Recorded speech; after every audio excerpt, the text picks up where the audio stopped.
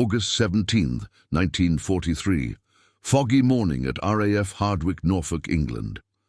Technical Sergeant Frank Kowalski rubbed his calloused hands together against the damp chill as he stared up at the damaged B-24 Liberator bomber that had somehow limped home from yesterday's raid over Schweinfurt. 3 of its 4 Pratt & Whitney R1830 engines hung like dead weight from the wings, completely shot through with flak. The 4th, though running rough, had somehow carried the 10-man crew across 500 miles of hostile territory and the frigid North Sea. "They should have gone down," Kowalski muttered, walking slowly around the aircraft, marveling at the impossible.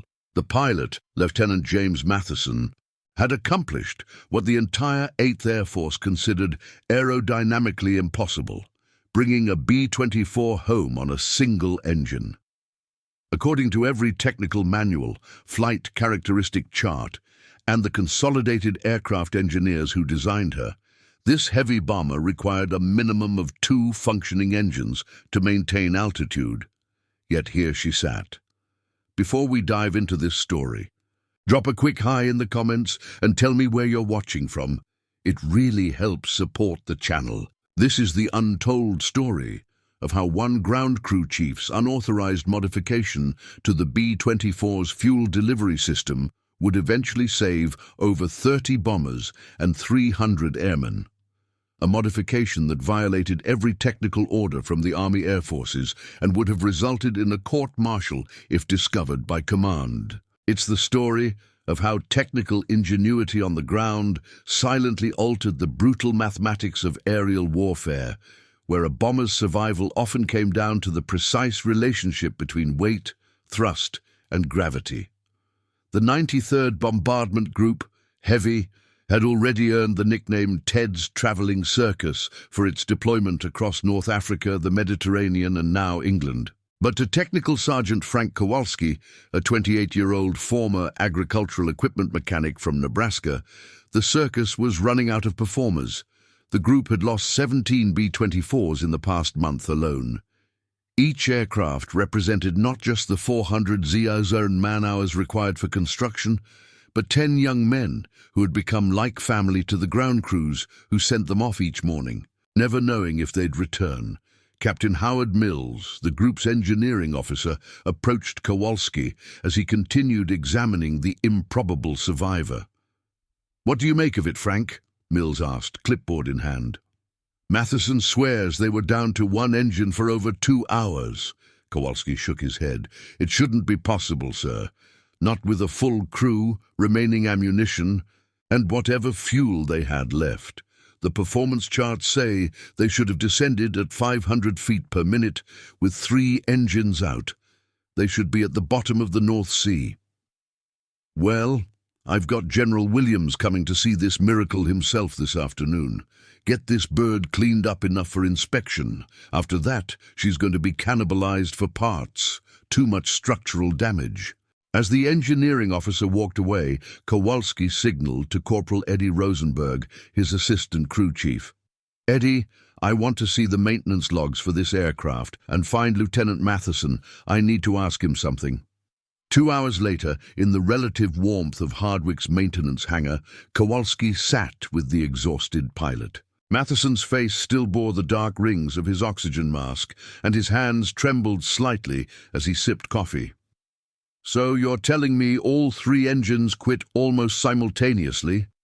Kowalski asked. Matheson nodded. "Heavy flak over the target. Number 1 and 2 took direct hits. Number 3 ran for another 15 minutes before the oil pressure dropped to 0. We were already turning for home by then. And number 4 kept running for another 2 hours. On what settings?" "That's the strange part," Matheson replied.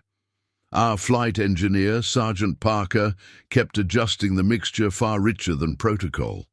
Said something about the fuel regulator modification you made last month. Ran her hot, but she kept going. Used more fuel than normal. But we'd rather ditch from empty tanks than go down over Germany." Kowalski felt a chill run down his spine that had nothing to do with the English weather. His unauthorized modification had been discovered and implemented by the flight engineer. He'd never intended for it to be used in combat. Lieutenant, that adjustment to the fuel mixture regulator was experimental. I never logged it. Never got authorization. Matheson's eyes narrowed. Are you telling me we flew home on an unauthorized modification?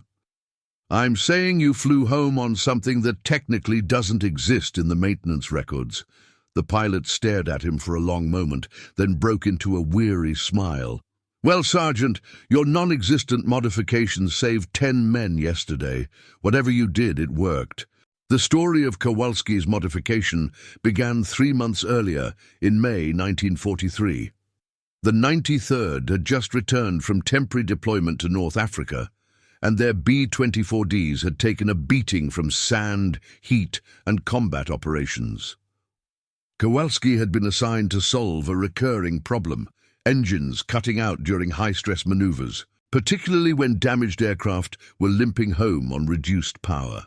The B-24's Pratt & Whitney R1830 twin Wasp engines were engineering marvels, 14-cylinder radial powerhouses that delivered 200 horsepower each. But they were finicky when damaged, and the factory-set fuel mixture regulators were calibrated for optimal fuel efficiency, not desperate situations. Corporal Rosenberg entered the maintenance office, interrupting Kowalski's recollection. Sarge, I found something. This B-24 was one of the 6 we modified with the special fuel regulator adjustment last month. The one where I remember. Kowalski cut him off. Did you mark it in the official logs? No, like you said. We kept it on our separate maintenance cards. Good. Let's keep it that way. The 8th Air Force in mid-1943 was facing a crisis.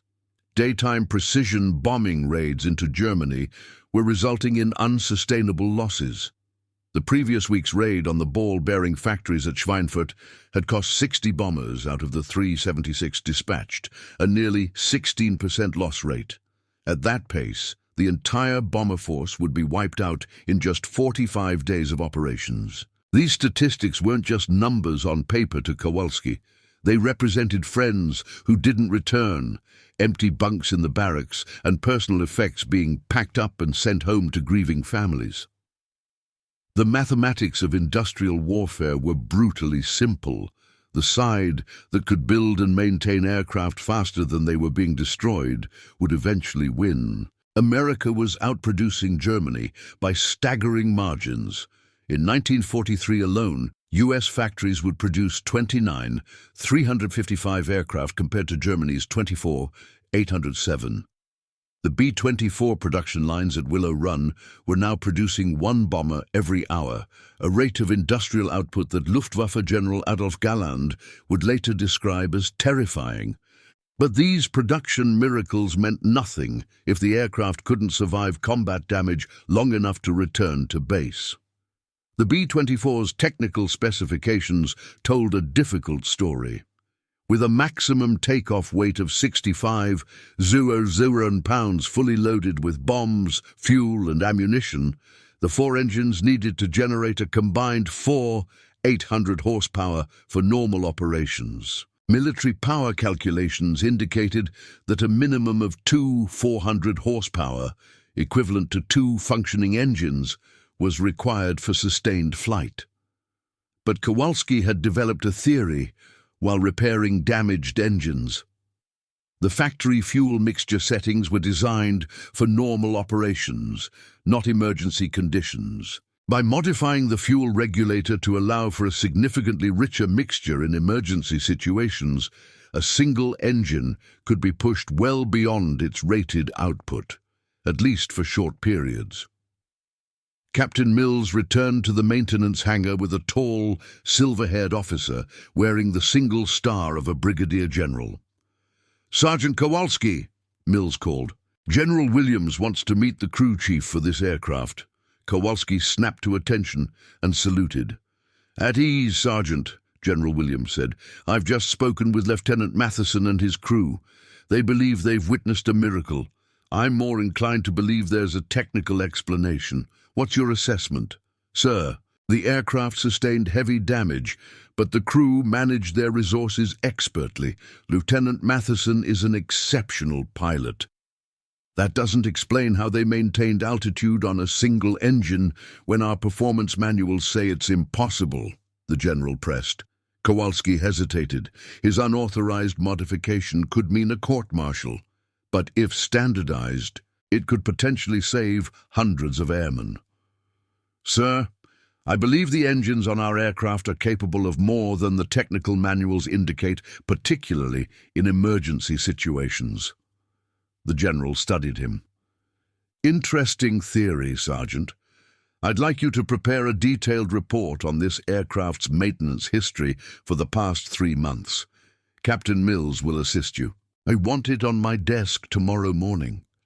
After the officers departed, Rosenberg approached. Are you going to tell them about the modification? Kowalski stared at the battle-damaged B-24. Not yet. First, I need to know exactly why it worked. That evening, Kowalski and 3 members of his maintenance team dissected the sole surviving engine from the damaged bomber. What they found confirmed his theories, but raised new concerns. The modified fuel regulator had indeed allowed the engine to run with an extremely rich fuel mixture, consuming nearly 40% more fuel than normal specifications. This had generated greater power output, but at a cost. The internal components showed signs of extreme heat stress. The engine would have failed within another hour of operation. It's like giving a dying man his last meal and a shot of whiskey for one final push, explained Staff Sergeant Daniel Reynolds, the team's engine specialist. You get everything out of him, but he's not getting up again afterward. The team worked through the night documenting their findings. By morning, Kowalski had made a decision. He would tell General Williams about the modification, but frame it as an experimental adjustment they had been testing with the permission of Captain Mills, who knew nothing about it. His career might end, but the information might save lives. The mathematical equation was simple: one career versus potentially hundreds of airmen. The next morning, General Williams reviewed Kowalski's report in the small office adjacent to the maintenance hangar. Captain Mills stood by nervously, aware that something unusual had been happening in his maintenance unit, but not yet understanding the full implications. So you're telling me, the general said after reading the report, that you modified the fuel mixture regulators on 6 aircraft as an unofficial experiment without proper authorization? Yes, sir, Kowalski replied, standing at attention. The modification allows a pilot to run an engine at approximately 130% of rated power for emergency situations by enriching the fuel mixture beyond normal parameters. And this modification is what allowed Lieutenant Matheson to fly home on one engine? I believe so, sir. The flight engineer recognized the aircraft had been modified and implemented the emergency procedure. General Williams leaned back in his chair. Do you understand that unauthorized modifications to aircraft can result in a court-martial, Sergeant? Yes, sir. The general was silent for a long moment. Captain Mills, were you aware of this modification? Mills hesitated, looking at Kowalski. No, sir, I was not. But I take full responsibility for the actions of my maintenance personnel. That's admirable, Captain, but unnecessary. The general turned back to Kowalski. 38 B-24s failed to return from the Schweinfurt raid. If each had been equipped with your modification, how many might have made it back? Kowalski considered the question carefully. Sir, based on combat damage reports and our limited test cases, perhaps 20–30% of those lost with partial engine damage might have returned, maybe 8 to 12 aircraft. That's 80 to 120 men. The general stood and walked to a map on the wall showing bomber routes into Germany. Red pins marked the locations of known losses. Do you know what the average life expectancy of a bomber crew is right now, Sergeant? He asked without turning around. I've heard 15 missions, sir. 11, the general corrected. A complete tour is 25 missions. Less than half our crews survive to complete a tour. We're asking these young men to beat odds that would make a Vegas bookie blush. He turned back to face Kowalski. "And you've found a way to improve those odds, even marginally." "The modification has significant drawbacks, sir," Kowalski explained. "It destroys the engine within 2 to 3 hours of emergency operation. Fuel consumption increases dramatically. It's only suitable as a last resort. For a crew over hostile territory with battle damage, a last resort is exactly what they need," Williams replied. He made a decision. "Captain Mills, I want this modification tested, documented, and if proven effective, implemented across all 8th Air Force heavy bombers within 30 days. Sergeant Kowalski will lead the technical team, and all of this happens through official channels from this point forward." "What about the unauthorized modifications already made, sir?" Mills asked. The general smiled slightly. "What unauthorized modifications? As far as I'm concerned, this was an approved field test that proved successful. Sometimes paperwork gets lost in a war zone, Captain." As General Williams left, Kowalski realized the implications. His modification would now become standard procedure throughout the 8th Air Force's fleet of heavy bombers. "I can't believe we're not being court-martialed," Rosenberg whispered. "Results matter in war," Kowalski replied. "Now we need to make sure this works consistently." Over the next week, Kowalski's team refined the modification and testing procedures. They discovered that the fuel regulators needed to be calibrated differently for various combat conditions and engine states.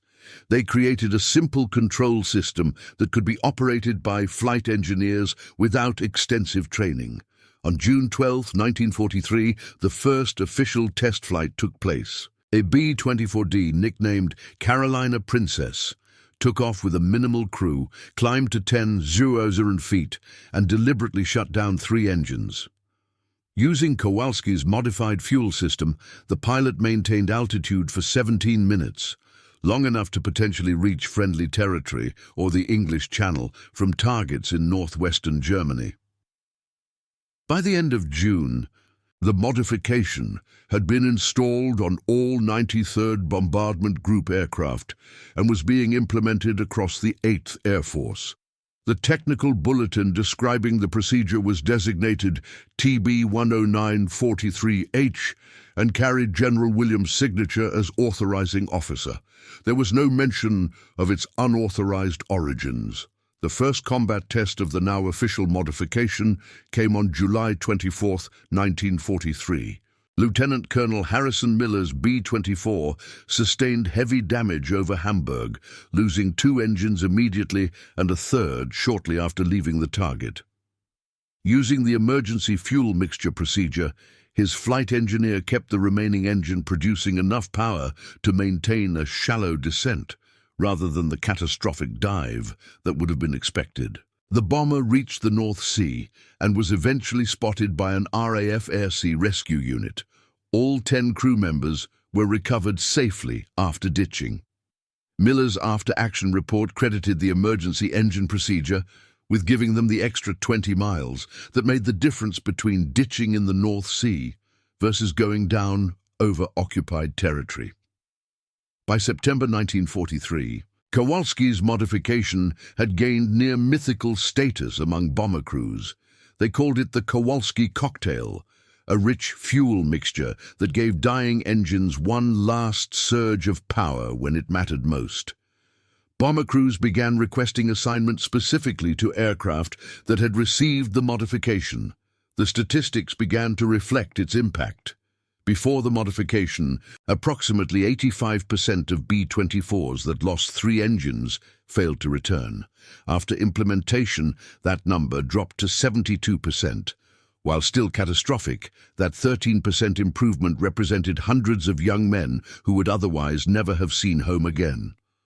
On October 9, 1943, Kowalski received orders to report to Wright Field in Ohio. The Army Air Force's Technical Division wanted him to work with Pratt & Whitney engineers to develop a permanent version of his modification for installation during manufacturing. His field promotion to Master Sergeant came through the same day. Before leaving Hardwick, Kowalski visited the hardstand where a new replacement B-24J had just arrived from the States. Corporal Rosenberg, now the acting crew chief for the aircraft, was supervising its preparation for combat operations. "She comes with the modification already installed," Rosenberg said proudly. "Factory-built with the Kowalski regulator. The tech manual even mentions it now, page 147. Kowalski ran his hand along the gleaming aluminum skin of the bomber. "Let's hope she never needs it." "But if she does, it's there," Rosenberg replied. On his last evening at Hardwick, the officers' club was open to enlisted personnel for a special occasion. General Williams presented Kowalski with the Legion of Merit, an unusual decoration for a non-commissioned officer. The citation carefully described his innovative technical contributions to aircraft survivability, without mentioning the unauthorized nature of the original work. Lieutenant Matheson, now a captain after completing his tour of 25 missions, approached Kowalski after the ceremony. "I've been running the numbers," Matheson said. "Based on mission reports from the past 3 months, your modification has saved approximately 37 aircraft that would otherwise have been lost." "That seems high," Kowalski replied modestly. "That's just the documented cases where it made the critical difference. And at an average of 10 men per bomber." 370 men, Kowalski finished quietly. "Men who got to go home because of what you did." Matheson confirmed. "I'm one of them. I'll never forget that." The impact of Kowalski's modification extended beyond the immediate tactical situation. The improved survival rate meant more experienced crews completed their tours and could train the next generation of airmen. The psychological effect was equally important. Knowing there was an emergency option gave crews additional confidence during the long, harrowing missions over hostile territory. By early 1944, the modification had been implemented across all American heavy bombers in the European theater, including B-17 Flying Fortresses. Pratt & Whitney incorporated design changes based on Kowalski's field innovation into their newer R-1830-65 engines, officially designating it the Emergency Power Recovery System. The industrial scale of America's war production meant that seemingly small technical improvements could have outsized impacts when multiplied across thousands of aircraft. While Germany produced increasingly advanced fighters like the Focke-Wulf 190D and Messerschmitt 262 jet, the Allies focused on incremental improvements to reliability, survivability, and maintainability of their existing designs. This approach, exemplified by Kowalski's modification, helped ensure that American production advantages translated directly to operational advantages. In December 1944, now Lieutenant Kowalski, commissioned through the Army's direct appointment program for technical specialists, returned briefly to England. The air war had changed dramatically. American fighters with drop tanks now escorted bombers all the way to their targets and back. Bomber losses had declined significantly, though the danger remained very real. At a technical conference at RAF Bovingdon, Kowalski met Major James Parker, formerly Sergeant Parker, the flight engineer from Lieutenant Matheson's crew, who had first implemented the emergency procedure in combat. "I keep a list," Parker told him over coffee. "Every aircraft and crew that made it home using your system. It's up to 143 now." "That seems impossible," Kowalski replied. "It's actually conservative," Parker said. "I only count cases where it definitively made the difference between returning and not returning. There are probably hundreds more where it helped damaged aircraft maintain formation or reach friendly territory. I never expected it would have that kind of impact." "That's how it works in this war," Parker observed. "The big heroes get the headlines, the ace fighter pilots. the bomber crews who hit impossible targets. But this war is really being won by people who solve problems, people like you who make small improvements that save lives and help us keep fighting. After the war, Frank Kowalski's contribution would be formally recognized in the official history of Army Air Force's technical services. The citation described how a field expedient modification developed under combat conditions became standard equipment on all Allied heavy bombers. It didn't mention that the modification began as an unauthorized experiment that could have resulted in court-martial proceedings. The true impact of the Kowalski cocktail was difficult to quantify precisely.